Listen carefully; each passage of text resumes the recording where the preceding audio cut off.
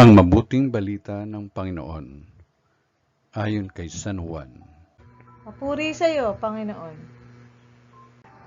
Sa pasimula pa'y naroon na ang salita.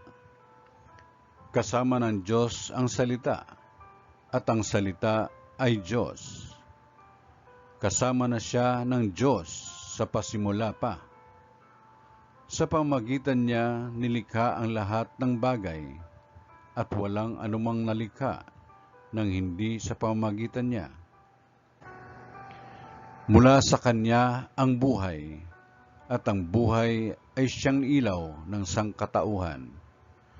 Nagliliwanag sa kadiliman ang ilaw, at hindi ito kailanman nagabi ng kadiliman. Sinugo ng Diyos ang isang tao na nagngangalang Juan. Naparito siya upang magpatotoo tungkol sa ilaw, at manalig sa ilaw ang lahat dahil sa patotoo niya. Hindi siya ang ilaw, kundi naparito siya upang magpatotoo tungkol sa ilaw. Ang tunay na ilaw na tumatanglaw sa lahat ng tao ay dumarating sa sanlibutan. Nasa sanlibutan ng salita. Nilikha ang sanlibutan sa pamamagitan niya, ngunit hindi siya nakilala ng sanlibutan. Naparito siya sa kanyang bayan, ngunit hindi siya tinanggap ng kanyang mga kababayan. Ngunit ang lahat ng tumanggap at nanalig sa kanya ay pinagkalooban niya ng karapatang maging anak ng Diyos. Sila nga'y naging anak ng Diyos, hindi dahil sa isinilang sila ayon sa kalikasan, ni sa pita o ng laman, o sa kagagawan ng tao. Ang pagiging anak nila ay buhat sa Diyos.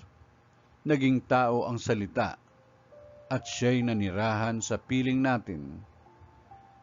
Nakita namin ang kanyang kapangyarihan at kadakilaan, puspos ng pag-ibig at katapatan. Tinanggap niya mula sa Ama ang kapangyarihan at kadakilaang ito bilang bugtong na anak. Nagpatotoo si Juan tungkol sa kanya, at ganito ang kanyang sigaw: siya ang tinutukoy ko ng aking sabihin. Ang darating na kasunod ko'y higit sa akin, sapagkat siya na bago pa ako ipanganak.